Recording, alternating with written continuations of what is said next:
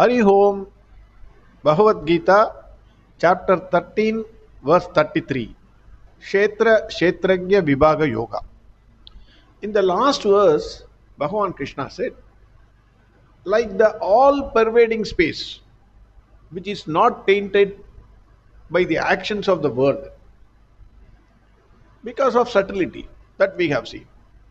So too, the self seated in the body is not tainted by the actions of the body. Bhagavan Krishna explained this in verse 32.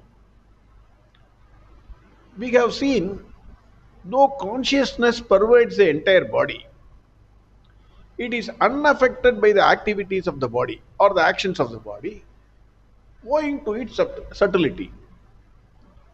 In that case, a question may arise. What is the function of consciousness in the body? Bhagavan Krishna answers that question. Verse 33. Yada prakashayatyekham kritsnam lokamimam ravihim kshetram kshetri tada kritsnam prakashayadi bharata. One sun illumines the entire world. Morning, we have thousands of lights. Half of it is not giving light. Bhagavan puts only one sun.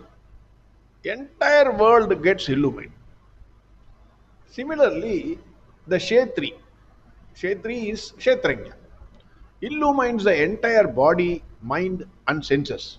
And this entire world also. That is the beauty. The entire world, you know it. Because Kshetri illumines the Ksetra. Otherwise, no.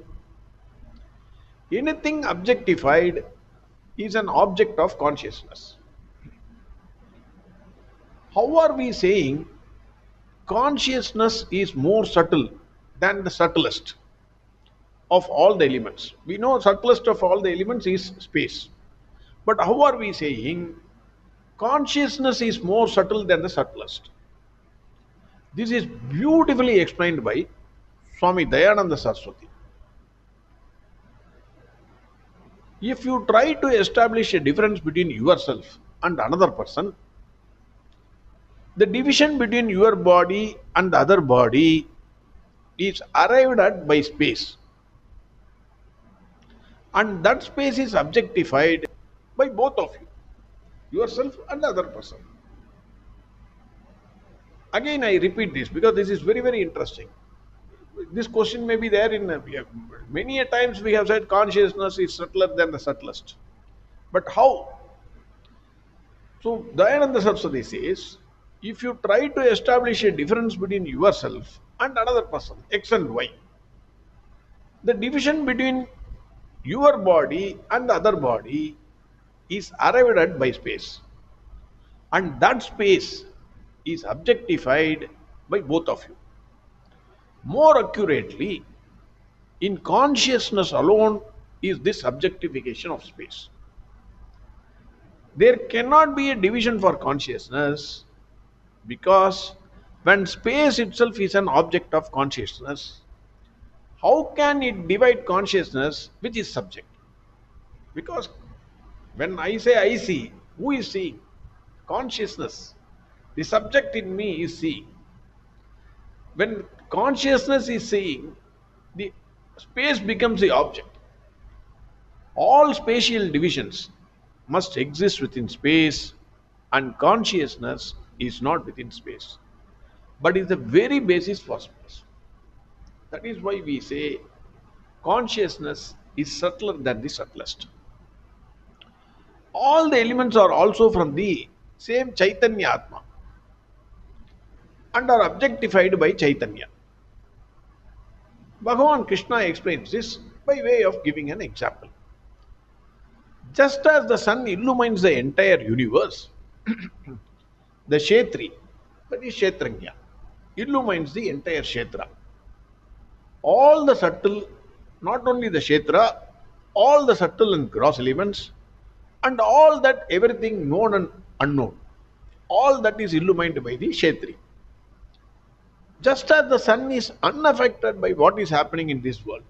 Suppose a murder is happening, or somebody is praying, or somebody is giving charity, whatever is done, or there is a tsunami, or there is an earthquake, will that affect sun anyway?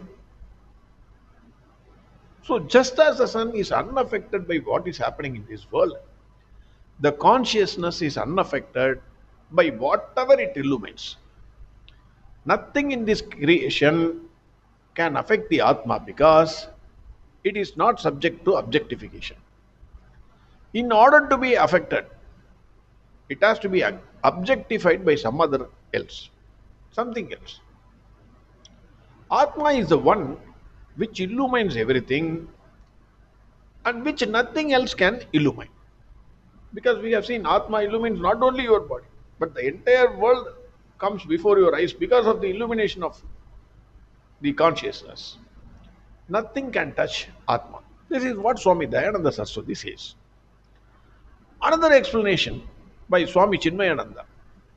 Swami Chinmayananda says, though generally in our everyday life, we attribute the activity of lighting up the world to the sun. So what is the action performed by sun? Immediately we say it lights up the entire world. Then he says, on close examination, we cannot attribute any such activity to the sun. This may be a little perplexing, but that is the point which he advances. What is action? He is asking what is action. Swami Chinmayananda explains, an action is that which has a beginning and an end. Any action will begin and end. And it is generally undertaken to fulfill a deep desire or a purpose. Money is required, we are performing action, getting money. Something similar to that. There is an action, it has the action has a beginning, it has an end, and there is a purpose or a desire to perform that action. Sun does not illumine this world in this sense of the term. On the other hand, light is the nature of the sun, and in its presence, everything gets illumined. Sun is actionless. It is beaming out its brilliant light. It remains stationary. We all know that. Radiance is the nature of the sun. All the beings on this earth, they draw their energy and nourishment from the sun through natural physiological processes. You take tree, you take animals, you take human beings, everything takes energy from the solar power, the sun. Life goes on in its light, but the sun is unconnected with all of it. Everything is happening because of the one sun. You get rain because of sun. Seasons change because of sun. Everything is attributable to sun, but sun is unaffected by the changes that is happening.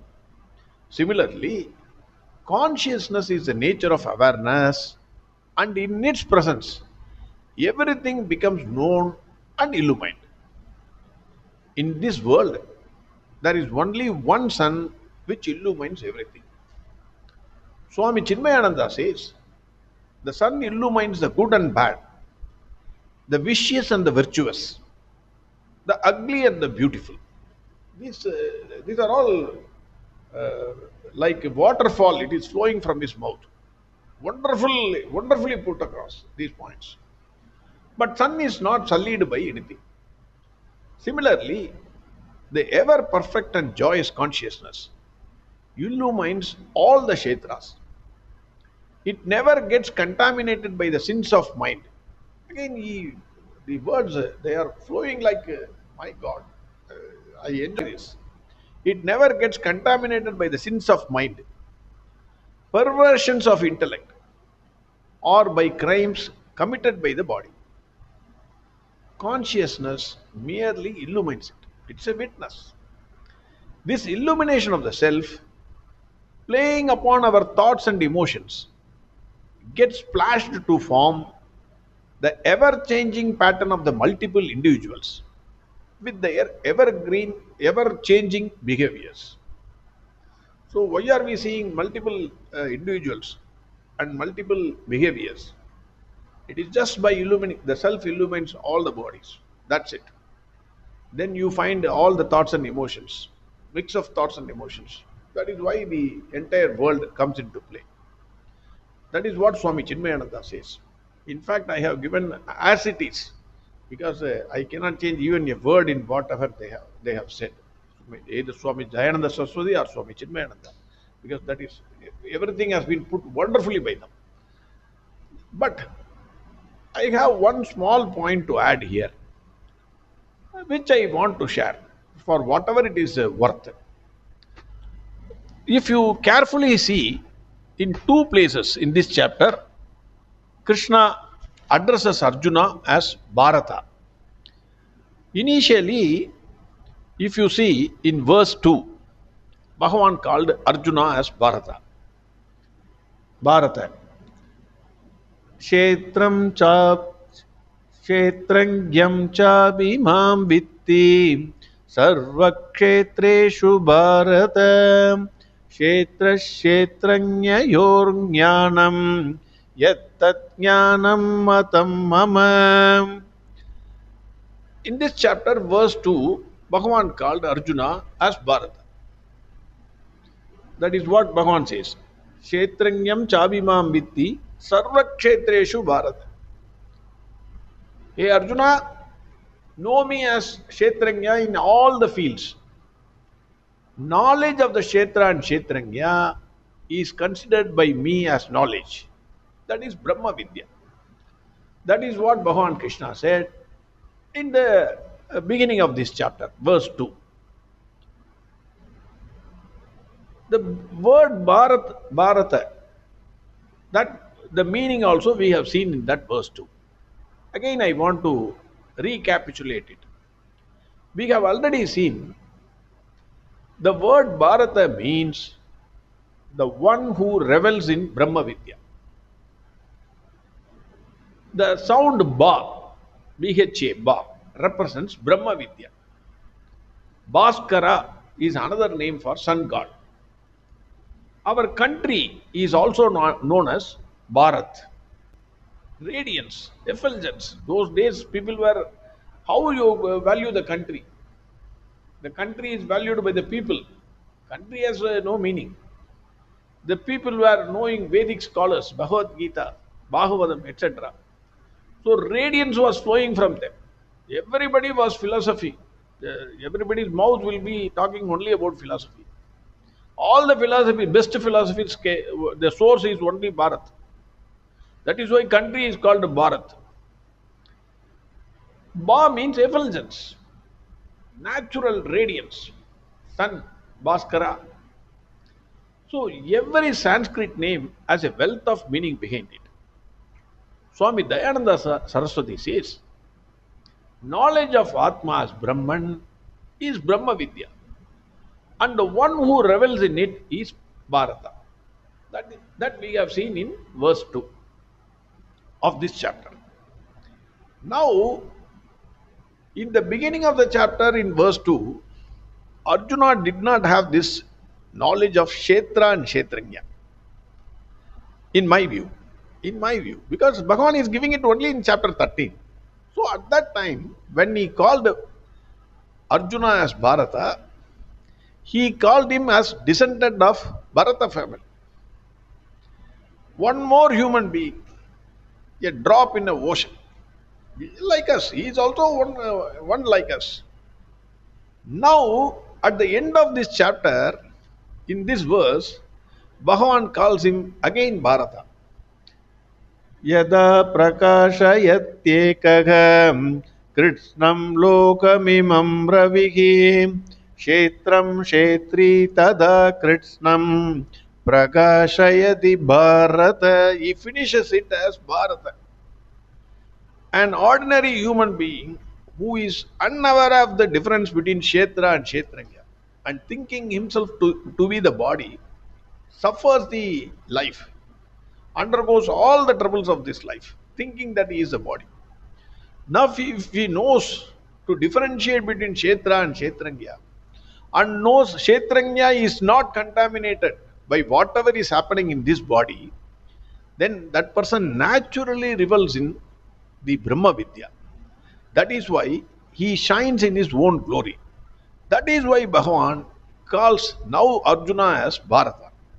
An ordinary human being shines in his glory after learning this chapter, that is Kshetra and Kshetranya Vibhaga Yoga. That is why Bhagwan, I think, he calls him at the end of this chapter, even though one verse is left. End of this chapter, he calls Arjuna as Bharata. He is shining, Arjuna is shining now. Again, verse 33. Yada prakashayatyekaham kritsnam lokamimam ravihi kshetram kshetri tada kritsnam prakashayati bharatam. Next verse tomorrow. Arihom sarvam krishnarpanamastu.